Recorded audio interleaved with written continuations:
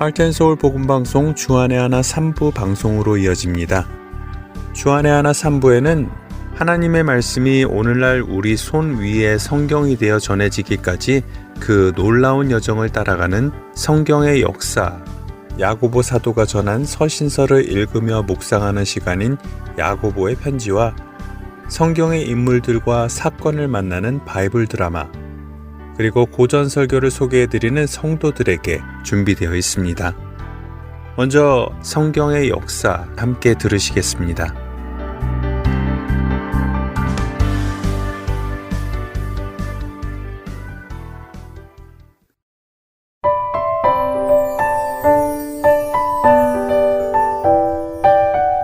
하트앤서울 복음방송 애청자 여러분, 안녕하십니까? 인류 역사 속에서 하나님께서 어떻게 하나님의 말씀을 보존하시고 오늘 우리에게까지 전달하게 하셨는지 나누는 시간입니다. 성경의 역사 시간 진행의 한일철 목사입니다.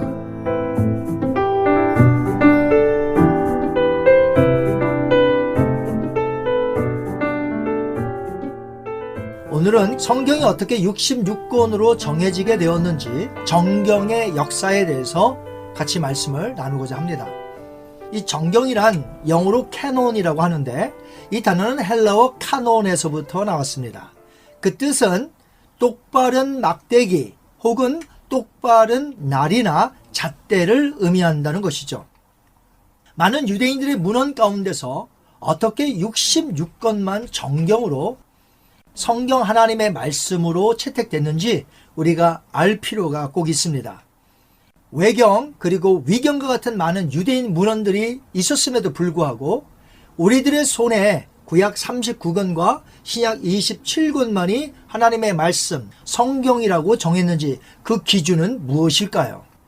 그 기준이 바로 캐논으로서 크리스찬들은 캐논을 하나님의 영감을 받아 권위 있는 성경으로 받아들여지는 책들을 가리키는 용어로 사용했던 것입니다.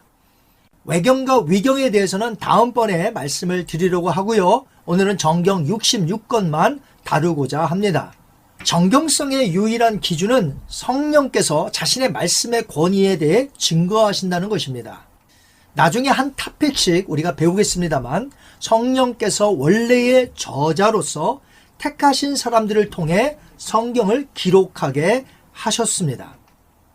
우리는 신약 성경이 있기에 그보다 먼저 쓰여진 것을 구약 성경이라고 부르지만 유대교에서는 신약 성경이라는 것이 없고 오직 그들의 유대교 경전만 있기 때문에 구약 성경이라는 것을 그들은 부르질 않습니다.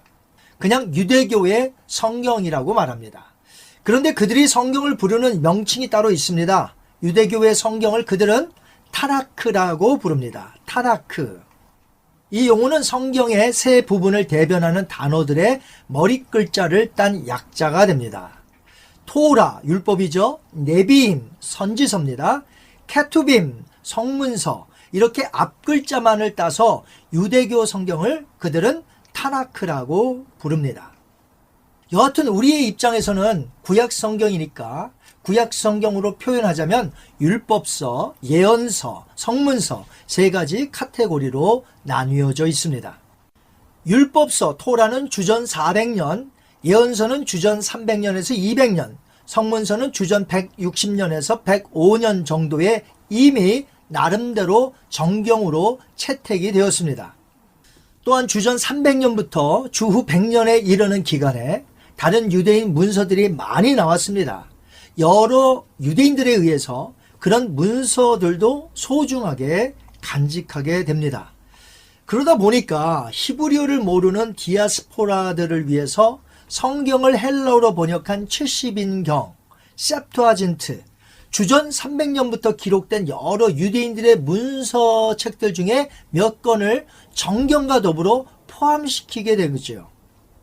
이런 영향으로 인해서 유대교에서는 다시 한번 히브리 성경, 즉 구약 성경을 정확하게 몇 권인지 정경으로 선을 그을 필요성이 생긴 것입니다.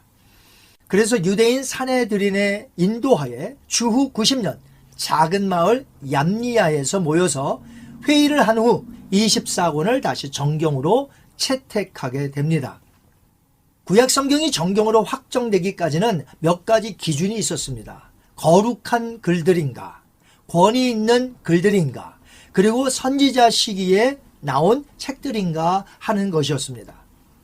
모세 오경부터 말라기에 이르기까지 히브리 선지자들의 계승과 관련된 책들만 정경으로 인정한 것입니다. 말씀드린 대로 유대인들은 구약 정경 타나크의 카테고리를 세 가지로 보았는데 율법서가 5권, 전기 및 후기 예언서가 각각 4권씩 8권, 성문서 11권 합해서 24권입니다. 이러한 히브리어 유대교 경전 24권을 70인역 목차를 따라서 39권으로 나뉘었고 우리는 그 70인역을 따라 구약 39권인 것이고 내용면에서는 히브리 24권과 아주 동일합니다. 이제 그리스도인들이 구약 성경을 정경으로 채택해야 하는 필요성이 대두되었습니다. 그래서 주후 170년경에 유대교 문서들 중 어느 것을 구약 성경으로 간주해야 할지 이번에는 유대교가 아니라 예수님을 믿는 그리스도인들이 모여서 구약을 정경으로 채택하기 위해 회의를 가졌습니다. 회의를 주도한 사람은 사르디스 주교였던 멜리토인데 그가 제시한 목록은 히브리어 정경의 24권과 일치했으며 그 24권을 가리켜 그는 말하기를 구약의 책들이라 이렇게 말했습니다. 현재 우리가 가지고 있는 구약 성경 내용과 동일합니다. 예수님도 부활하신 후에 제자들에게 나타나셔서 당신 자신에 대해서 기록했던 구약 성경을 세 카테고리로 말씀하셨습니다. 모세오경, 즉 율법과 선지서, 즉 선지자의 글, 그리고 성문서, 즉 시편과 같은 책들이지요. 누가복음 24장 44절에 보니까 이렇게 되어 있습니다. 또 이르시되 내가 너희와 함께 있었을 때에 너에게 말한 바 곧 모세의 율법과 선지자의 글과 시편에 나를 가리켜 기록된 모든 것이 이루어져야 하리라 한 말이 이것이라 하시고 아멘. 유대인들은 그렇게 믿고 있지 않지만 하나님의 아들 예수님의 말씀처럼 구약 성경은 예수님이 오셔서 감당할 모든 것을 예언한 책들이 바로 구약 성경입니다. 유대인들이 어서 하루속히 예수님의 성취를 예언한 구약 성경으로 받아들여지기를 바랍니다. 이제 예수님이 오셔서 행한 일들을 기록한 복음서 그리고 예수님이 승천하신 후 교회들이 세워지면서 보낸 편지들, 반모섬에서 보았던 환상의 계시들을 묶어서 드디어 신약 성경이 탄생되게 됩니다. 신약 성경은 주후 50년부터 90년대까지 여러 명이 기록한 책들로서 정경에 27권이 포함되었습니다. 하지만 사도들이 쓴 서신들을 성경이라고 곧바로 부르진 않았습니다. 주후 2세기 말에 구약 성경이란 말과 신약 성경이란 말이 기독교 성경과 히브리 성경을 구분하는데 점차 사용되어졌습니다. 신약 성경이란 어휘를 처음 사용한 사람은 초대교회의 교부였던 털툴리안으로 알려져 있습니다. 이 털툴리안이 삼위일체란 표현도 처음 사용했는데 신약 성경이라는 어휘도 처음 사용했습니다. 그 당시에 27권의 문서들만 있었던 것이 아니었습니다. 예를 들면 베드로 묵시서, 도마 복음서, 마띠아 복음서, 안드레 행전, 요한 행전, 바나바 서신, 바울 행전들도 있었습니다. 이 외에도 수많은 유대 문헌들, 편지들이 회람 문서식으로 돌아다니고 있었습니다. 그럼 이렇게 많은 문서들 중에 어떻게 정경으로 27권만을 신약 성경으로 정할 수 있었을까요? 기록에 보면 초대교회 2, 3세기의 교부들이 27권을 일찍이 성경처럼 권위 있게 사용했었다고 합니다. 그러니까 신약 27권은 대부분 기록된 후에 즉시 교회에서 중요한 문서로 간주되어 읽혀졌던 것이죠. 이러한 책들은 처음부터 다른 문헌들보다 높은 가치와 권위를 인정받은 것입니다. 점차 서둘러 정경을 정해했던 이유는 이단들이 잘못된 가르침으로 교회를 어지럽혔기 때문에 정경을 서둘러 정해야 하는 필요성을 느끼게 된 것입니다. 초대교회 시절에 있었던 이단은 주로 세 가지 부류였습니다. 유대 전통에서 나온 율법주의적 이단, 또한 그리스 철학과 동방의 이원론 사상과 혼합된 데서 나온 이단, 그리고 현실 생활을 무시한 신비주의적 가르침에 치중한 이단들이었습니다. 특별히 2세기 중엽에 마르시온이라고 불리는 위협적인 이단자가 있었습니다. 마르시온은 극단적인 바울 추종자예요. 그래서 예수님의 제자들은 유대주의자들로 여겨서 사도로 인정하지 않았습니다. 오직 바울만이 예수님의 가르침을 바르게 이해한 진정한 사도로 여긴 것입니다. 그러면서도 마르시온은 바울의 서신 전체를 채택하지 않았어요. 바울의 서신 10개만 채택했고 다른 성경이라고는 누가복음만 인정을 했는데 그것조차도 누가복음 편집본만 인정을 했습니다. 그것이 마르시온이 인정한 정경이에요. 마르시온은 구약의 하나님은 분노와 복수의 마음을 지닌 하나님으로 여겼고, 그래서 신약의 사랑의 하나님과 다르다 하여서 이 구약 성경을 배척하였습니다. 그리고 신약 성경에서 몇 가지만 채택하여 사랑의 하나님만이 참된 하나님으로 보았던 것입니다. 그러니까 구약과 신약의 하나님이 서로 다르다는 것이죠. 더 나아가서 그리스도는 육체를 지니지 않은 영적 존재라고 가르쳐서 참 인간이심을 부인했던 영지주의자들과 맥락을 같이 했었습니다. 또 물질과 육체는 악한 것이므로 육식이나 부부 생활을 금하는 금욕 생활을 해야 한다고 주장하였고요. 결국 교회에서 이단으로 파문당했습니다. 마르시온은 주후 160년경에 죽었지만 마르시온의 그 추종자들이 있었는데 이후에도 계속해서 이 추종자들에 의해 교회를 힘들게 했던 것입니다. 교회는 마르시온 같은 이단들로 인해서 성경의 정경화 작업을 촉진했던 것이죠. 교회 지도자들은 회람 문서들 중에서 어떤 것이 참되며 전체 교회에 유익이 될 것인지를 결정해야 했습니다. 왜냐하면 아무 것이나 정경으로 받아들일 수 없었기 때문이지요. 주후 367년에 부활절 편지에서 아타나시우스는 권위 있는 책들에 관한 목록을 처음으로 추천하게 됩니다. 그의 목록이 동방에서 두루 인정을 받았어요. 그 목록은 오늘날 우리가 알고 있는 신약 성경과 일치하는 것이었습니다. 그 후 393년에 있었던 북아프리카 히포 레기우스 회의와 397년에 있었던 카르타고 회의에서 27권의 책들을 신약 성경 정경으로 확정짓게 됩니다.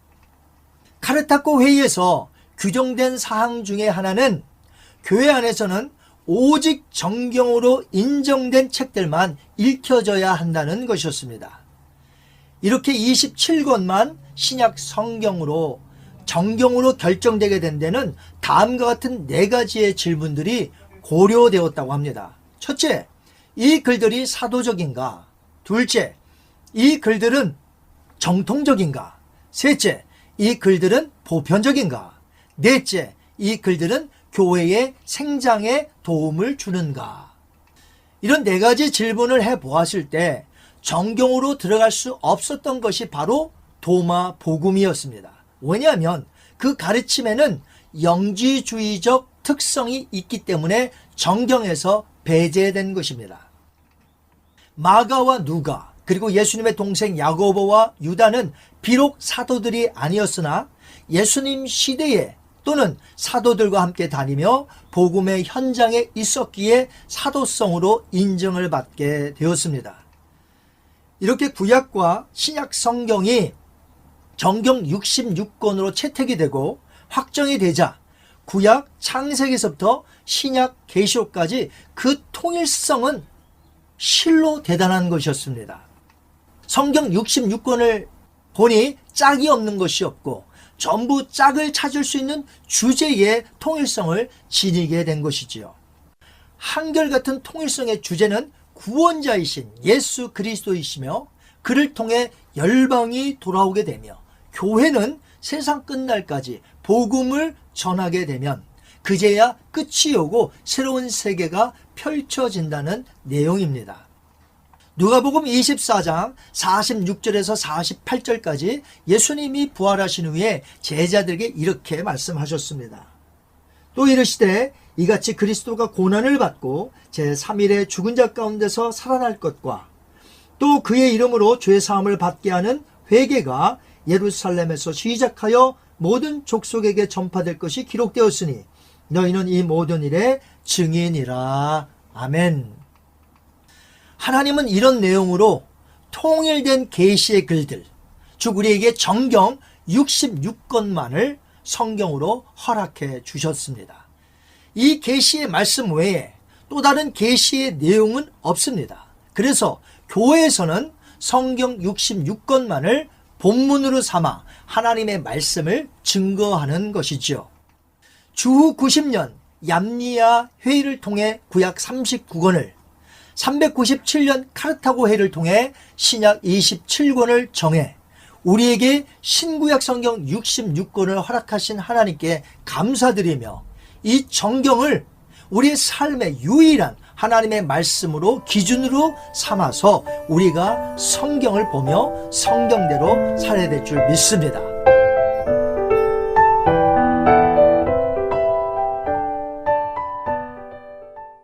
주의 음성을 내가 들으니 사랑하는 말일세. 믿는 마음으로 주께 가오니 나를 영접하소서. 내가 십자가 앞에 더 가까이 가오니 구세주의 흘린 보배 피로써 나를 정케 하소서. 주여 넓으신 은혜 베푸사 나를 받아 주시고 나의 품은 뜻 주의 뜻같이 되게 하여 주소서. 내가 매일 십자가 앞에 더 가까이 가오니 구세주의 흘린 보배 피로써 나를 정케 하소서.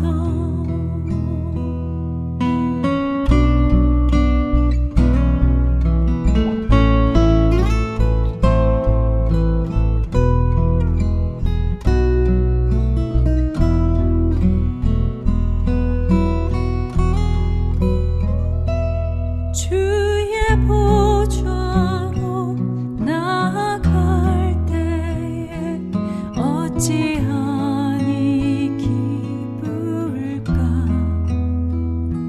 주의 얼굴을 항상 배우니 더욱 친근합니다.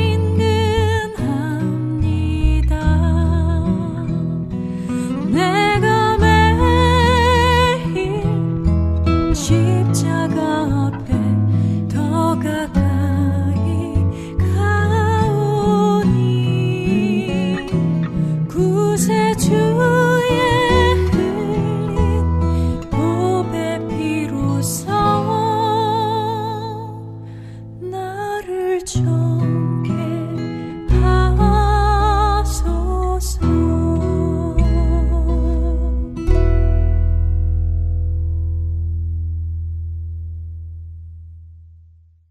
야고보의 편지 함께 들으시겠습니다.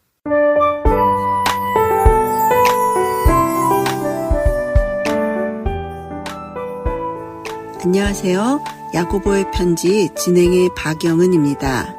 여러분은 차별이라고 하면 무엇이 떠오르세요? 저는 차별이라고 하면 한국에 살 때는 남녀차별, 빈부의 차라는 말을 많이 들었고요. 미국에 이민 온 후로는 인종차별이라는 말을 더 많이 듣고 겪으며 살아왔던 것 같아요. 야고보 사도가 편지에서 적고 있는 차별은 프로소폴 램푸시아라는 헬라어로 얼굴 혹은 외모를 뜻하는 프로소폴, 그리고 취하다 또는 얻다를 뜻하는 렘바노의 합성어입니다. 사람의 내면이 아닌 성별, 경제력, 피부색 등 외모나 또 사회적 배경을 보고 판단해서 대우하는 것을 의미하죠. 야고보 사도는 세상 곳곳에 흩어진 디아스포라 회당에서 다음과 같은 일들이 있었다는 소식을 전해 들으셨던 모양입니다. 회당에 금가락지를 끼고 아름다운 사람이 들어오고 또 남루한 옷을 입은 가난한 사람이 들어올 때 아름다운 옷을 입은 자를 눈여겨보고 말하면서 여기 좋은 자리에 앉으세요 하고, 또 가난한 자한테는 너는 거기 서 있든지 내 발등상 아래 앉으라 했다고요. 야고보 사도는 편지를 보내서 사람을 차별하여 대하지 말라. 너희끼리 서로 차별하며 악한 생각으로 판단하는 자가 되는 것이 아니냐고 나무라시네요. 교회는 다른 장소와는 다르게 정말 다양한 사람들이 모이는 곳입니다. 사실 세상에서는 빈부의 격차가 있는 사람들이 한자리에 모이는 일은 별로 없지요. 같은 장소에 있더라도 하는 일과 구역이 정해져 있는 경우가 많고요. 하지만 교회는 다르지요. 교회는 사회적인 지위가 달라도, 경제적인 지위가 달라도 하나님의 은혜로 구원받아 나온 성도들이기에 한자리에 모여 한 분 하나님을 예배합니다. 그런데 그런 교회에서도 계급이 나뉘고 빈부가 나뉘어 비슷한 부류의 사람들끼리 모여서 차별하는 일이 생겨난다면 야고보 사도가 나무라시는 것처럼 우린 모두 악한 생각으로 판단하는 자의 무리에 들어가게 되죠. 야고보 사도는 편지의 2장 8절에서 12절에 너희가 만일 성경에 기록된 대로 내 이웃 사랑하기를 내 몸과 같이 하라 하신 최고의 법을 지키면 잘하는 것이거니와 만일 너희가 사람을 차별하여 대하면 죄를 짓는 것이니 율법이 너희를 범법자로 정죄하리라. 누구든지 온 율법을 지키다가 그 하나를 범하면 모두 범한 자가 되나니 간음하지 말라 하시니가 또한 살인하지 말라 하셨은즉 네가 비록 간음하지 아니하여도 살인하면 율법을 범한 자가 되느니라. 너희는 자유의 율법대로 심판받을 자처럼 말도 하고 행하기도 하라고 하십니다. 야고보 사도가 이렇게 엄중하게 말씀하시는 것처럼 우리가 오늘날에도 교회에 들어오는 이웃을 차별하지 않아야 하는 이유는 우리 모두가 예수 그리스도에 대한 믿음을 가졌기 때문입니다. 예수님을 믿는 믿음 안에서는 우리 모두가 하나님의 자녀요, 예수 그리스도의 형제 자매요, 주 안에서 동일한 성도이기 때문입니다. 예수님께서 이 땅에 오셔서 사시는 동안 누구도 차별하지 아니하시고 가르치시고 고치시고 복음을 전하셨기 때문이죠. 야고보 사도는 성경에 기록된 대로 내 이웃을 사랑하기를 내 몸과 같이 하라 하신 최고의 법을 지키라고 당부하십니다. 긍휼을 행하지 아니하는 자에게는 긍휼 얻는 심판이 있으리라. 긍휼은 심판을 이기고 자랑하느니라 하시면서요. 긍휼이라는 것은 다른 사람이 창에 찔릴 때 동시에 내 마음이 찔려서 피가 흐르는 것 같은 마음입니다. 차별하지 말라는 말씀이 얼마나 깊은 이웃 사랑과 공감의 기초를 두어야 하는지 묵상하게 됩니다. 세상에서는 성경에 나온 단어들을 하나님이 뜻하신 것과 다르게 사용하고 말을 오염시키는 일을 합니다. 차별이라는 말도 최근 들어 세상 곳곳에서 왜곡되어 사용되는 경우가 많은 것 같습니다. 하나님이 이 세상을 만드시고 하나님의 백성을 택하여 훈련시키실 때 하나님이 택하신 이들에게 구별된 삶을 요구하셨습니다. 구별과 차별은 분명히 다릅니다. 그런데 가끔 세상은 차별을 구별로 착각하기도 하는 것 같습니다. 구별과 차별은 어떻게 다를까요? 구별은 죄와 세상으로부터 거리를 두고 하나님의 사람답게 거룩하게 되기 위한 선택과 훈련입니다.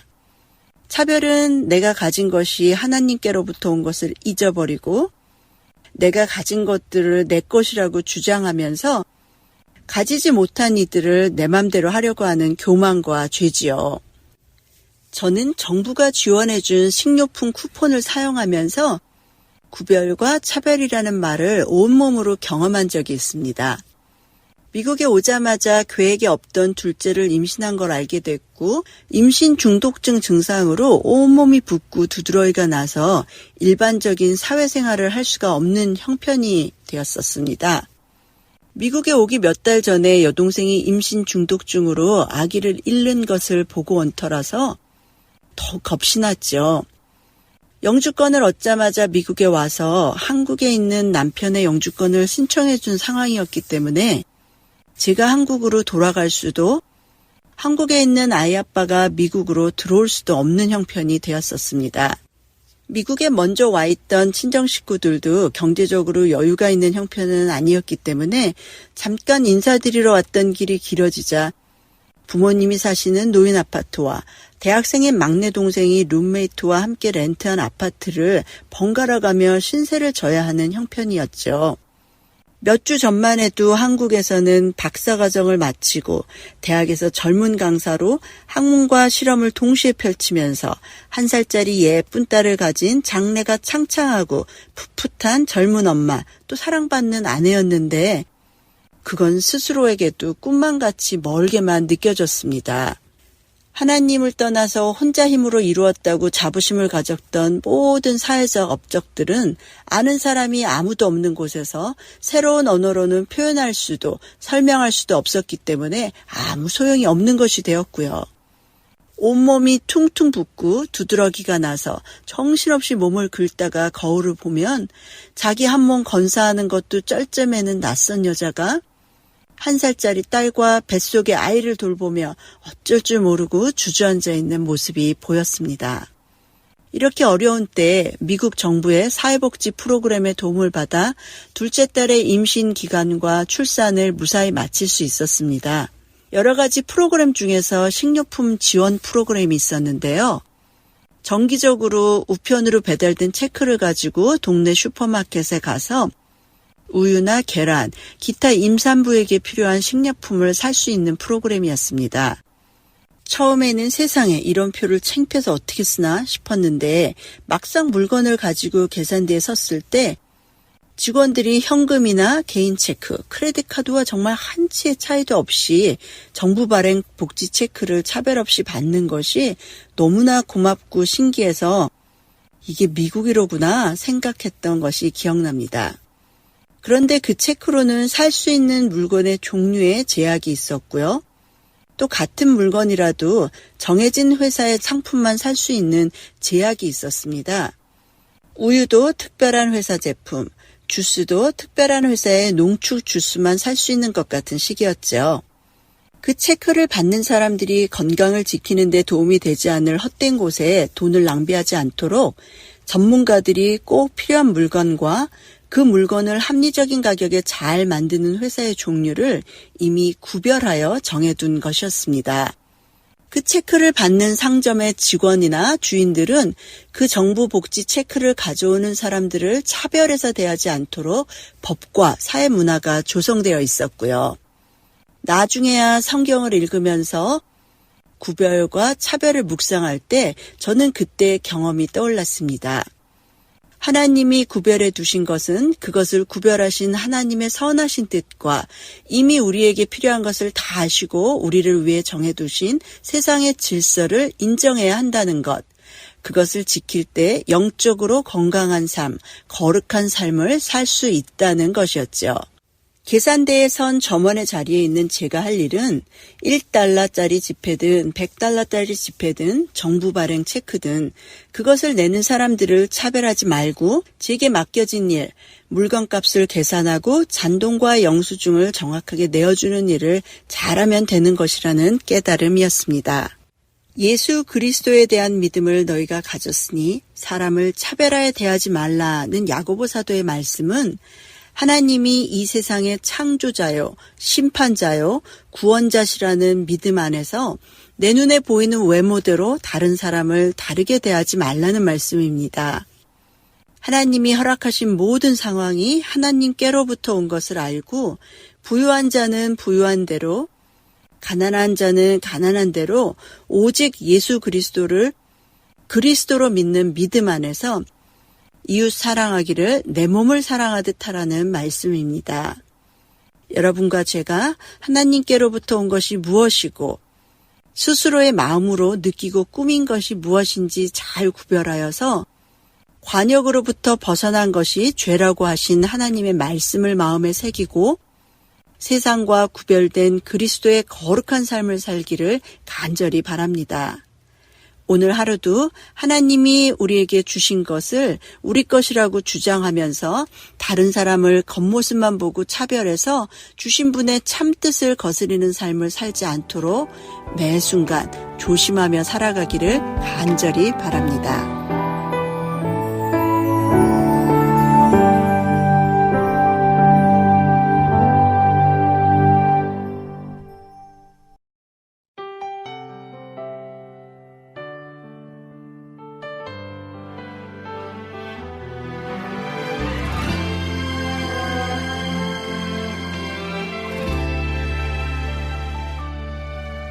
눈물 흘리시는 하늘아버지,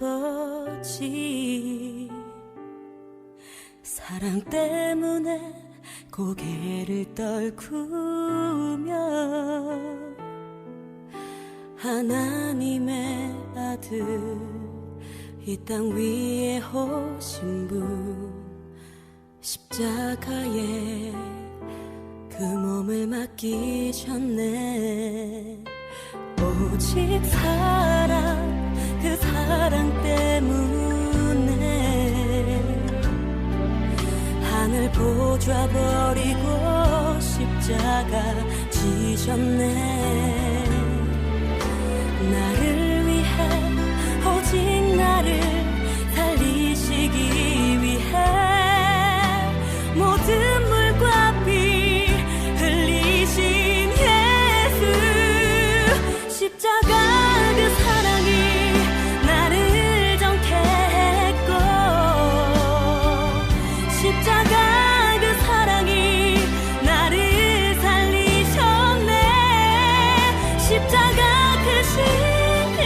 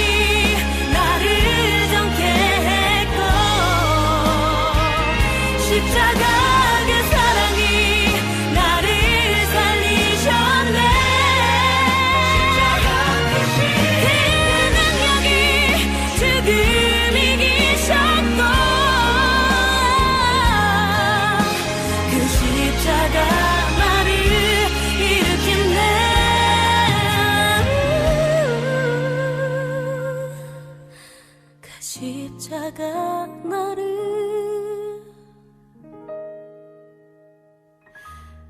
일으키네.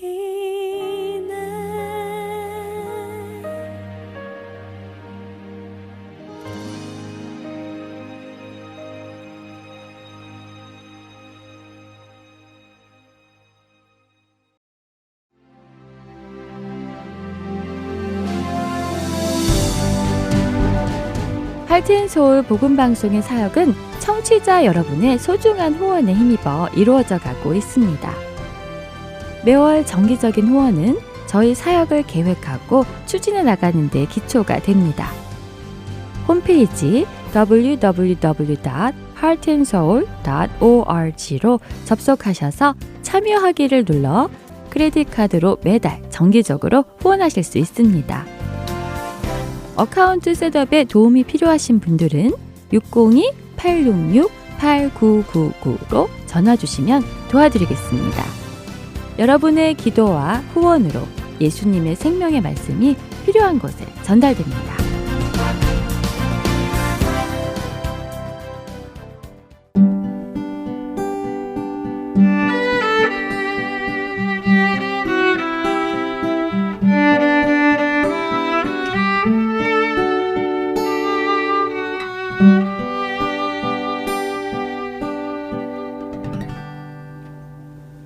계속해서 성경 속의 인물들과 사건을 만나는 바이블 드라마로 이어집니다.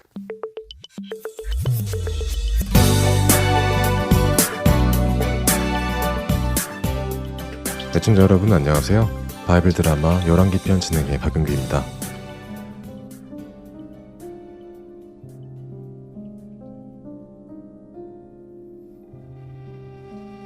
왕이 된 지 한 달 만에 죽은 북이스라엘의 왕 살룸. 살룸을 죽이고 새로 북이스라엘의 왕이 된 자는 므나헴이었습니다. 그는 포악했지요.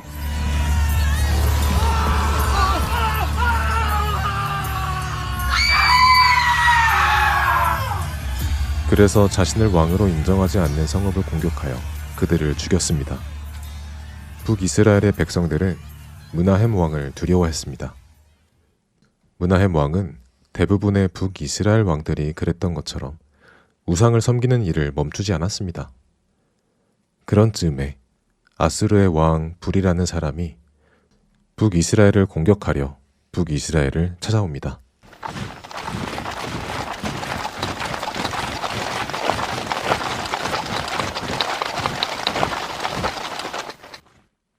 북이스라엘의 므나헴은 듣거라! 위대한 나 아수르의 왕 불 앞에 무릎을 꿇고 항복하겠느냐? 아니면 나를 대항하여 개죽음을 당하겠느냐? 내 놈이 똑똑하다면 무엇을 해야 할지 알 것이다. 아수르 왕의 선전포고를 들은 므나헴은 깜짝 놀랐습니다. 이런... 저 무서운 아수르 왕이 쳐다로 오다니. 이 일을 어쩐다. 그래. 아수르 왕에게 큰 재물을 들여 환심을 사고 나를 좀 밀어달라고 해야 하겠구나. 마침 북이스라엘 백성들 중에도 나를 탐탁지 않아 하는 자들이 있으니 이참에 아수르 왕이 내 편을 들어주면 나를 탐탁지 않아 하는 자들에게 위협도 좀 될 것이고 그리하면 되겠군. 그리하여 므나헴 왕은 아수르 왕에게 전가를 보내 큰 선물을 드리겠다고 부탁합니다. 무려 은 1000달란트를 바치겠다고 약속하죠. 그것은 은이 170톤이나 되는 엄청난 양이었습니다.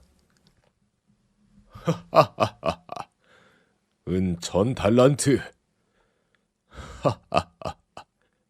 그래. 이 므나헴이 생각보다 똑똑한 놈이구만. 그럼 내가 은총을 베풀어 므나헴을 보호해주지. 므나헴 왕은 아수르의 왕 불을 위하여 은 1000달란트를 모으기 시작했습니다. 그는 이스라엘의 모든 부자들에게서 은 50세겔씩을 내도록 강탈하기 시작합니다.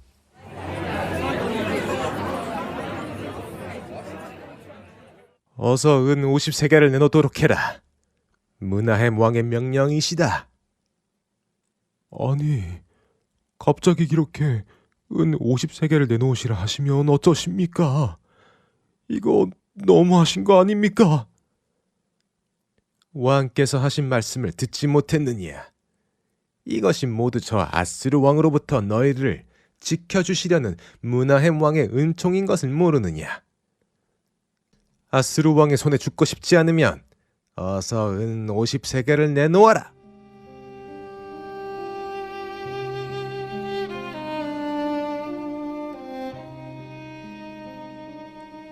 므나헴 왕은 그렇게 이스라엘 백성들 중 재산이 있는 사람들에게 강제로 은 50세겔씩을 바치도록 강요했고, 그렇게 하여 무려 6만 명이나 되는 사람들에게서 은을 강탈하여 그것을 모아 아수르의 왕 불에게 바쳤습니다. 아수르의 왕 불은 은을 받고서는 기분이 좋아졌습니다. 므나헴, 내가 이스라엘을 자네 손에 맡길 테니 잘 다스려 보게나. 혹시라도 말 안 듣는 자들이 있으면 내게 말하고 내가 혼쭐을 내줄 테니 말이야. 불은 그렇게 기뻐하며 자신의 나라 아수르로 돌아갑니다.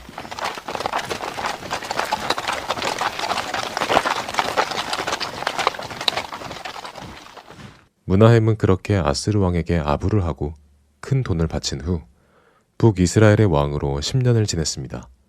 그리고 인생은 조용히 마쳤지요.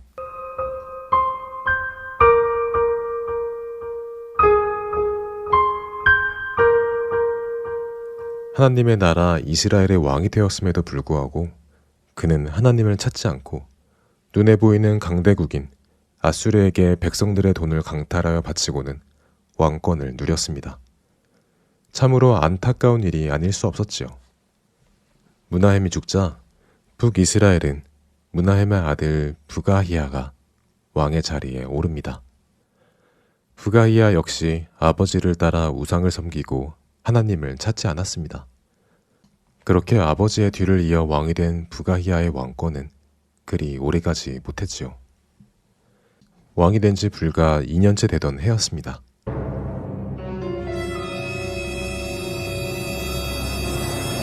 부가히야의 장관 중에 르말랴라는 사람이 있었는데 그의 아들인 베가라는 사람이 부가히야를 살해합니다. 베가는 부가히야와 그의 측근들을 살해하고 북이스라엘의 왕의 자리에 스스로 앉습니다. 이처럼 북이스라엘은 계속해서 왕을 죽이고 죽으며 혼란에 혼란을 거듭해 나갑니다. 그러나 이 모든 혼란 속에서도 북이스라엘의 왕들은 하나님을 찾지 않았습니다. 그리고 그들의 멸망은 서서히 다가오고 있었습니다. 바이블 드라마 열왕기 편, 다음 시간에 뵙겠습니다. 안녕히 계세요.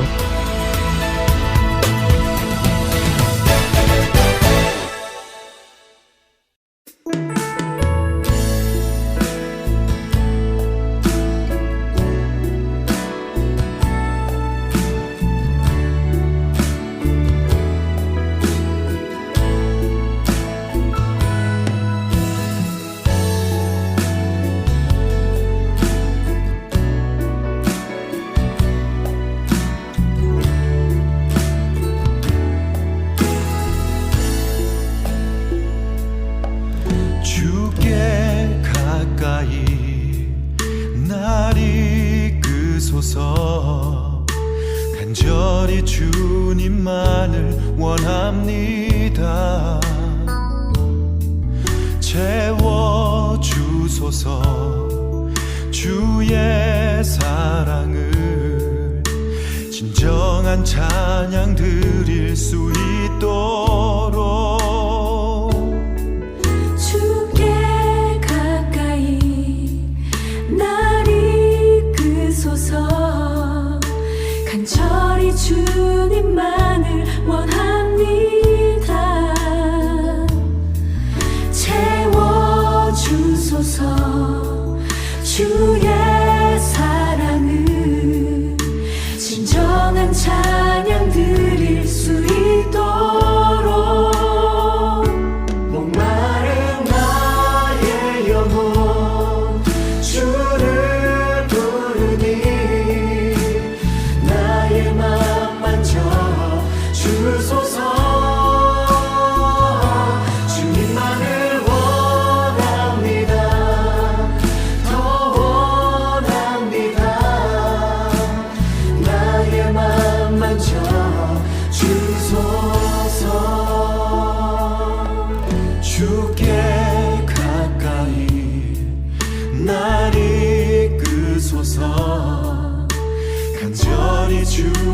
주님만을 원합니다.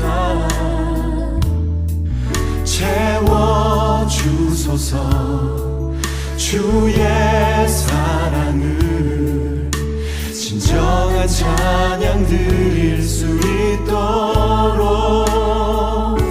목마른 나의 영혼 주를 부르니 나의 맘 만져 주소서. 주님만을 원합니다. 더 원합니다. 나의 맘 만져 주소서. 목마른 나의 영혼 주를 부르니 나의 맘 만져 주소서. 주님만을 원합니다. 더 원합니다. 나의 맘 만져 주소서. 목마른 나의 영혼 주를 부르니 나의 맘 만져 주소서. 주님만을 원합니다.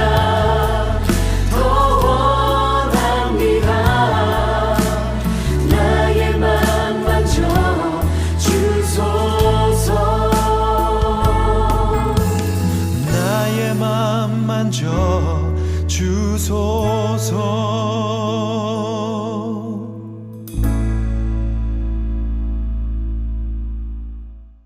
고전 설교를 듣는 시간입니다. 성도들에게 보내드립니다.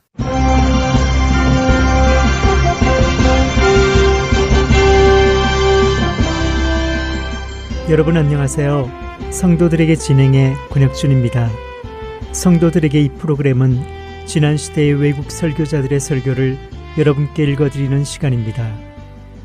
오늘은 1599년에 태어나 1646년 소천한 미국 복음주의 목사인 제로마이어 브로스의 세상에 속하지 말라 일부를 읽어드립니다. 왜 세상을 사랑하는 일이 큰 악입니까? 땅의 것을 생각하는 마음은 배교의 원인이 됩니다. 디모데후서 4장 10절은 세상을 사랑하는 것이 배교의 원인이라고 말합니다. 바울은 데마가 자기를 버렸다고 말합니다. 왜입니까? 데마가 세상을 사랑했기 때문입니다.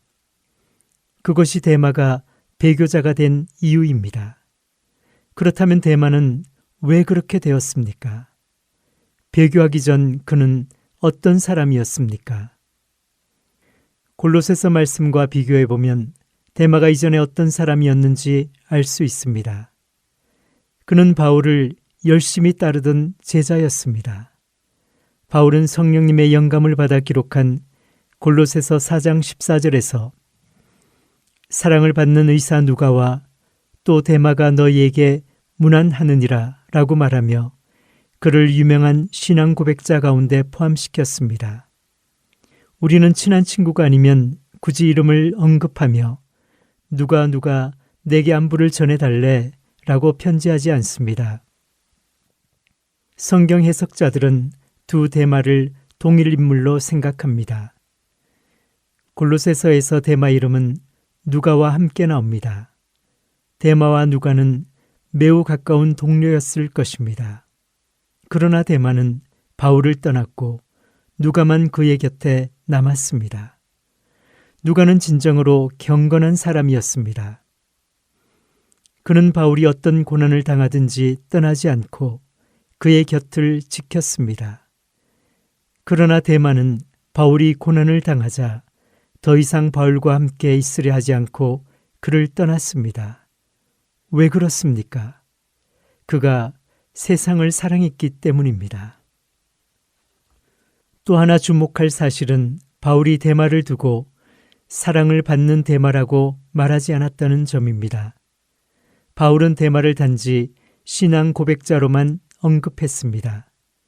성령님은 바울에게 두 사람을 함께 언급하게 하시되 한 사람에게는 사랑을 받는이라는 수식어를 붙이게 하셨고 다른 한 사람은 이름만 언급하도록 인도하셨습니다. 두 사람 모두 열렬한 신앙 고백자였고 탁월한 은사를 받아 중요한 역할을 감당했습니다. 그러나 데마보다 누가가 경험과 영성의 측면에서 훨씬 더 높이 평가되었습니다. 땅의 것을 생각하는 사람은 결국 배교자가 될 수밖에 없습니다. 그는 배교하기 직전에 대개 선한 일에 대해 무감각하고 무관심한 태도를 드러냅니다. 그의 태도는 곧 그의 속된 정신을 여실히 드러냅니다. 그에게서는 흙냄새, 곧 세상의 냄새가 납니다. 사람이 죽기 직전에 내쉬는 숨에서는 흙냄새가 납니다. 신앙을 고백한 경우에도 마찬가지입니다. 아직 배교하지 않았다 하더라도 그와 친밀하게 지내는 사람은 그가 의무를 행할 때나 함께 모였을 때 그의 숨에서 흙냄새를 맡을 수 있습니다. 왜 세상을 사랑하는 일이 큰 악입니까? 땅의 것을 생각하면 기도하려는 마음이 사라지고 믿음의 열정이 식어 영적 의무에 게을러집니다. 그러한 생각은 모든 신앙의 의무를 더럽힙니다. 다윗은 시편 119편 37절에서 내 눈을 돌이켜 허탄한 것을 보지 말게 하시고 주의 길에서 나를 살아나게 하소서라고 기도합니다. 그가 말한 허탄한 것은 세상의 것입니다. 그리고 눈은 세상의 것을 좇는 마음에 가장 큰 영향을 미치는 생각의 눈을 가리킵니다. 다윗은 앞선 36절에서 내 마음을 주의 증거들에게 향하게 하시고 탐욕으로 향하지 말게 하소서라고 기도합니다. 이는 곧 오 주님, 제 마음이 탐욕을 향하지 않게 하소서, 제 마음이 탐욕에 이끌리지 않도록 제 눈을 돌이켜 허탄한 것을 보지 않게 하소서. 주님, 그런 헛된 것에 생각을 기울이지 않게 하시고 주님의 길에서 저를 살아나게 하소서라는 기도입니다. 다시 말해 이러한 기도입니다. 주님, 제 생각이 허탄한 것을 좇고 제 마음이 탐욕에 이끌려 세상의 것을 좇는다면 정신이 둔감해져 거룩한 의무에 게을러질 수밖에 없습니다. 그렇게 되면 주님 앞에 나아가도 제 속사람은 모든 활력을 잃게 될 것입니다. 그러므로 주님, 제 마음이 탐욕을 향하지 않게 하시고 제 눈이 허탄한 것을 보지 않게 하소서. 하나님의 길에서 마음이 살아나 그분이 요구하시는 의무를 행하려면 허탄한 것에서 눈을 돌리고 탐욕에 이끌리지 말아야 합니다. 땅의 것을 생각하는 마음은 죽은 마음이기 때문입니다. 땅의 것을 생각하는 마음은 둔하고 나태하며 활력이 없어 거룩하고 신성한 영적 의무를 행하기 어렵습니다. 땅의 것을 생각하면 기도를 해도 아무 유익이 없습니다. 마음이 하늘에 속한 사람은 은혜의 보좌 앞에서 하나님과 복된 교제를 나누며 새 힘을 얻습니다. 그러나 심령이 죽은 사람은 생기를 전혀 느끼지 못한 채 죽은 마음을 안고 은혜의 보좌를 떠나 돌아가야 합니다. 땅의 것을 생각하는 마음은 모든 영적 의무를 방해합니다. 왜 세상을 사랑하는 일이 큰 악입니까? 땅의 것을 생각하는 일은 하나님의 영광을 가리고 믿음을 욕되게 합니다.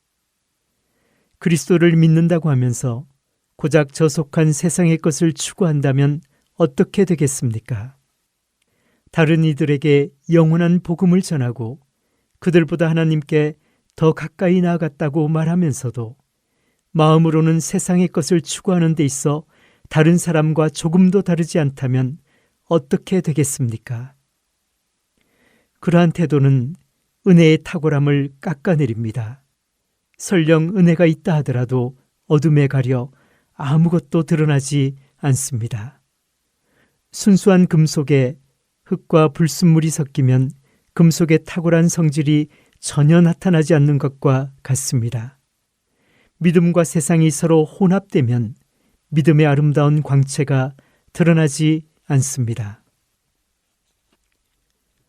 그런 사람은 자신의 삶을 통해 누구에게도 감명을 주지 못합니다. 그는 경건의 길을 사랑하도록 이끄는 본보기가 될 수 없습니다.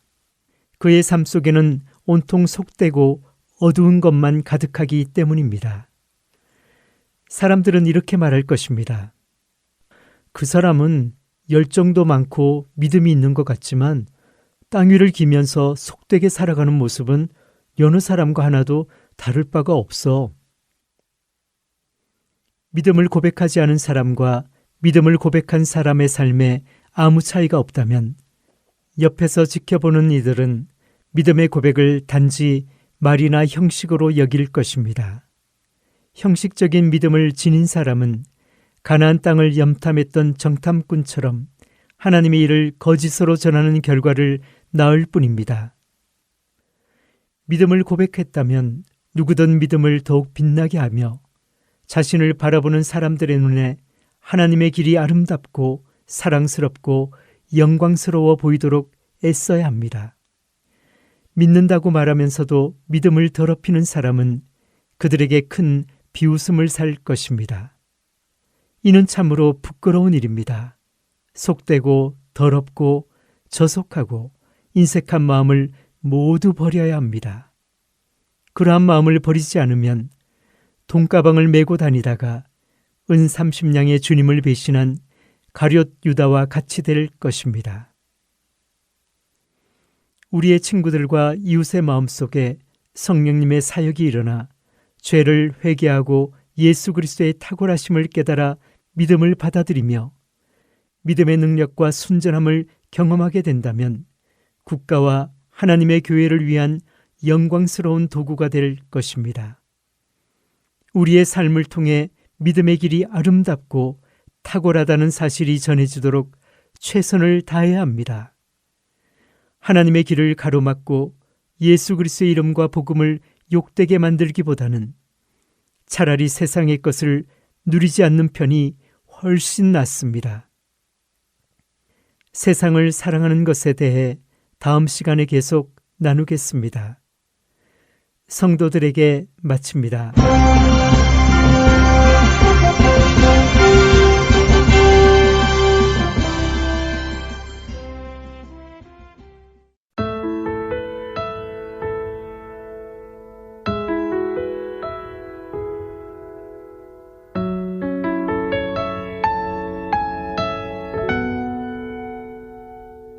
안개 속에서 주님을 보내 아무도 없을 것 같던 그곳에서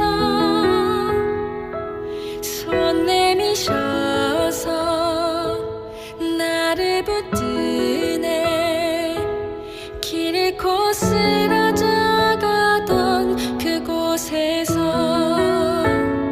주 말씀하시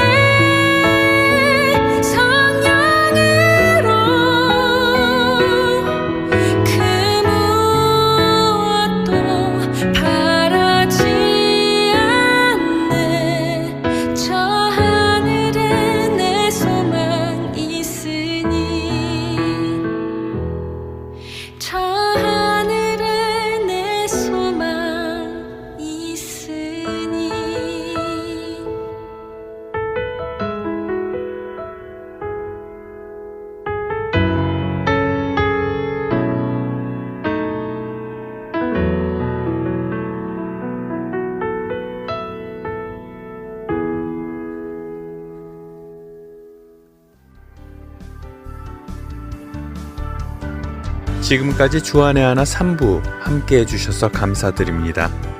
계속해서 주안의 하나 4부로 이어집니다. 감사합니다.